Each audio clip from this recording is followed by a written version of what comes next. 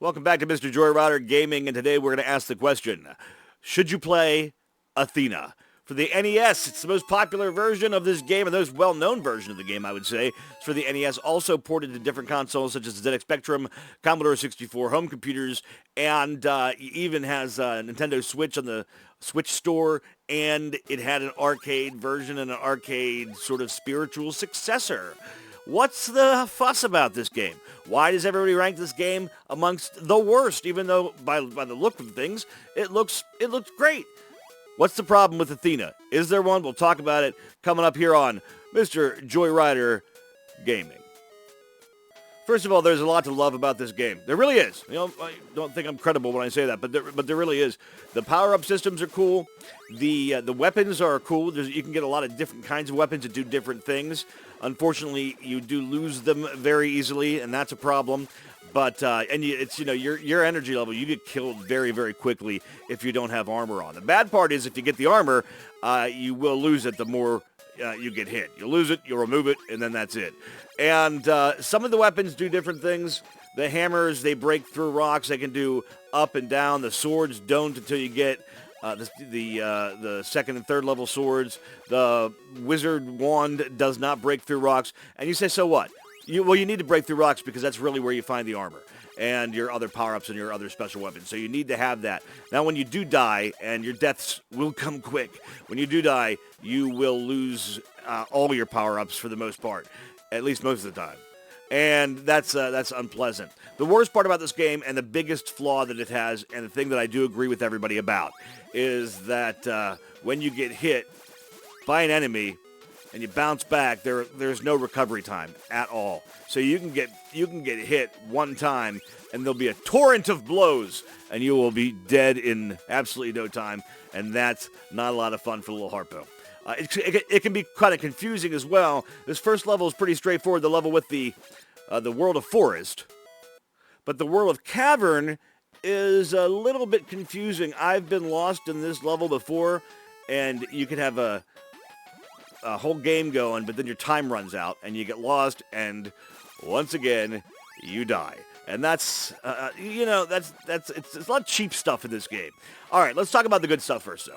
Talked about the power-ups. We talked about the different hammers and the different weapons, the swords and the crossbow, and you can get this flaming sword. The flaming sword's a drag, though, because when you get that, the more you use it, the more life you lose. The enemies, they can be brutal. The dude up there with the arrows, he is absolutely unforgiving, and he'll get you and just continue shooting you up until you're absolutely dead. The armor has a color scheme where it goes from, I think it's yellow, green, blue, and that's how strong they are. Yellow, green, then blue. I think that's what they are. I'm not looking at the manual or anything right now. There's also the ring you can get. You can see the character that Athena just got that, and that will show you where there's other special items that are hidden. Now, it is a linear game, but there are several levels. You can go either the top level, you can go through the top, or you can go through the bottom. Sometimes it seems like there's even more than that, and another reason why it gets tricky. And if you do go the wrong way without the right weapon, for example, if you've got the weaker sword and you get to an area that needs to be broken through, you can't do it. However, if you do have the correct weapon, there are special warp zones that allow you to go through this level without having to fight the boss. A couple different levels have that option, so that's a plus. There's also flowers that'll give you more hearts that are very difficult to get, and sometimes it's better just to leave them alone. You see, I just got the wings here, that way you can sort of fly a little bit or float in the air. There are, like in Mario 2, the Japanese version, there are those bad power-ups, which will damage you, take away some of your armor and things like that. You can usually tell which one it is. It's the ones there's the flower. See, it's hard to hit, and then the hearts float right away. And look, dead, just like that. So, it's very, very easy to die. This is a game that's begging for some quality of life improvements. I think that would be the main thing that I would fix about this game, is those quick and instant deaths. I wouldn't get rid of the time limit, though, as you might think, because I've tried playing this game with a Game Genie, and if you are in a place where you get trapped and there are no enemies around and you have the clock off, like with the Game Genie, then you're done. The game's over. You can't do anything. Can't reset it. You're done. It doesn't work. So there are different codes that can help you start at different levels and things like that on the Game Genie. But it'd be nice if you could just have either you're a little stronger or you don't bounce back when you. People don't like the floaty jumping. I've noticed as well. I don't mind it that much. You have to get the boot to be able to jump high like that. It's perhaps because I've been playing this game for so many years that it doesn't bother me. Quick story about how and why I like this game. I like it because I had it when I was like 8 years old, and we cleaned out the pool in the backyard, closed it for the summer, and my folks said, you guys can buy one video game, one Nintendo game. So we're like, all right, and we went to KB Toys at the mall, and they said, all right, pick a game, $20 is your budget. We were thinking we were getting Mario 2, we were thinking but no, we got Athena. And we did buy it for the box art. And yes, I've seen the videos that say that this is a game where the box art looks great, but the game itself isn't. But in my opinion, it's not that it's not great. Okay, fine. It's good. Graphics are great. And there are a lot of good things about it, although it is 100% uber frustrating. I'd love to see a remake. So let's take a look at some of the other ports. All right, here we have the Commodore 64 version, which this is a bit of an anomaly. It seems to be, I'll tell you one thing, it seems easier to play than the other versions. But the characters, what is this, a Tiger Watch game?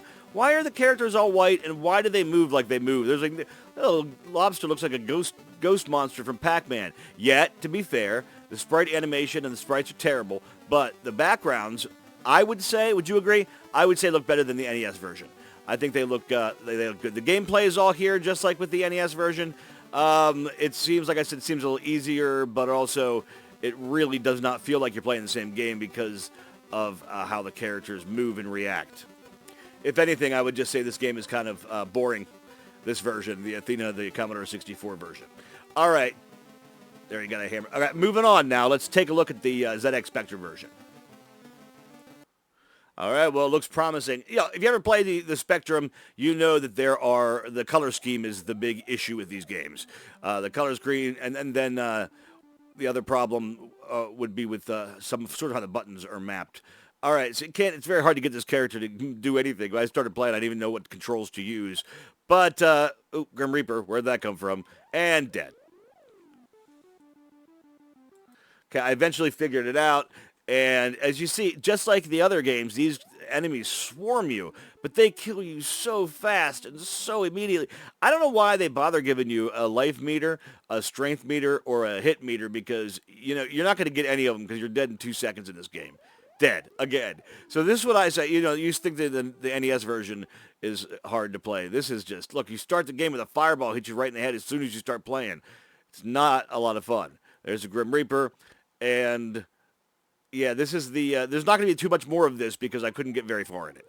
It's the ZXSpectrum version of Athena.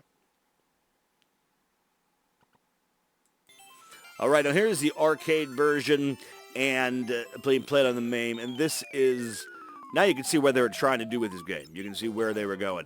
And as you can tell, I mean, the graphics are better. They certainly have more of that 16-bit feel than the 8-bit NES graphics. But the NES graphics certainly do deliver as far as what they're trying to get accomplished. The gameplay is very similar. I would say that everything moves a tick faster in this game than in the NES port. And it's absolutely, the difficulty level is still there. And there are very, very, very, very quick instant deaths. Now, the good part is that you can continue putting quarters in. I'm not sure if there's infinite continues or not, but as you see, I have 28 lives. It's as much as you can have. 29 lives is most you can have at any time. So you put a quarters in until you get 29 lives, and then if you just keep adding quarters, I think you can keep going. Even that being said, I couldn't get past level 3 on the arcade version because it's still so brutally, brutally hard. They always say that the Japanese fans, Japanese gamers, they're more equipped for the very difficult games than those of us in the States or in Europe or wherever, and maybe so. I'd love to see somebody just roll through this game and destroy it by playing fair and playing by the rules rather than using codes and things like that. But this one's on my bucket list of games that I will defeat one of these days if I keep going and keep giving it a go and try my hardest, and I'll do it one of these days. I swear I'll do it.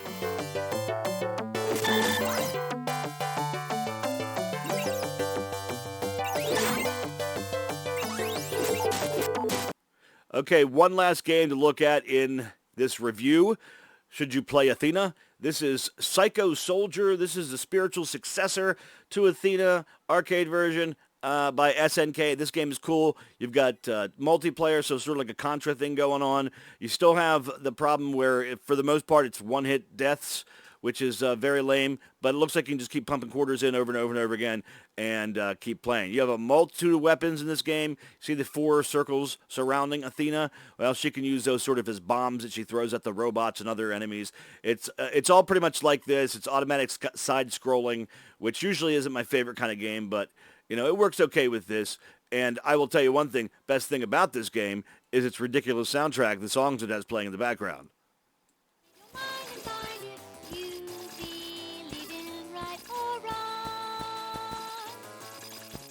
I like any game that sings about the main character that you're playing.